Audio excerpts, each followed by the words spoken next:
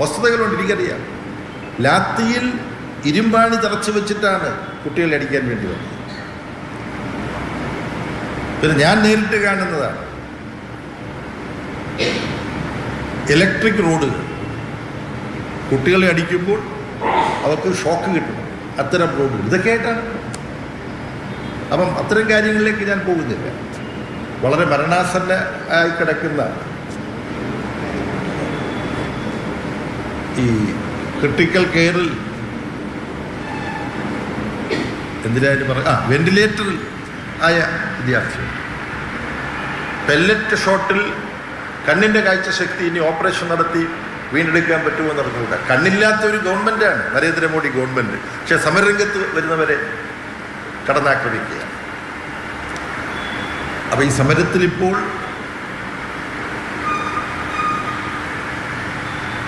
അഭിജിത് ദിക്കെ CJPയുടെ നേതാവ്, ബോസ്റ്റണിൽ പഠിക്കുന്ന അഭിജിത് ദിക്കെ, അദ്ദേഹത്തോടൊപ്പം SFIയുടെ അഖിലേന്ത്യാ പ്രസിഡന്റ് ആദർശ് സജിയും JNUവിലെ ചെയർപേഴ്സണായിരുന്ന SFIയുടെ നേതാവ് ഐഷി ഘോഷും നിരാഹാര സത്യാഗ്രഹം നടത്തിയിരുന്നു. അവരെല്ലാം നിരാഹാര സത്യാഗ്രഹം ഒരു ഘട്ടത്തിൽ പിൻവലിച്ചു. ഇന്നിപ്പോൾ ഡൽഹിയിൽ അന്തിമ വട്ട ചർച്ച നടന്നുകൊണ്ടിരിക്കുകയാണ്. ഞാനിപ്പോൾ ബന്ധപ്പെടുന്നു. പക്ഷെ പൊതുവിൽ സമരത്തിൻ്റെ ഒരു ഘട്ടം എന്നുള്ള നിലയിൽ ധർമ്മേന്ദ്ര പ്രധാൻ്റെ രാജിയോടുകൂടി ജന്തർ മന്ദറിൽ നടത്തി വന്നിരുന്ന സമരം ഇപ്പോൾ നിർത്തിവെക്കാം എന്നൊരു പൊതുധാരണയിലേക്ക് അവിടെ സമരരംഗത്ത് CJPയോടൊപ്പമുള്ളത് SFIയും AISFും ISയുമാണ്. പിന്നെ ചെറിയ ചില സംഘടനകൾ വെഞ്ചുള്ളൂ.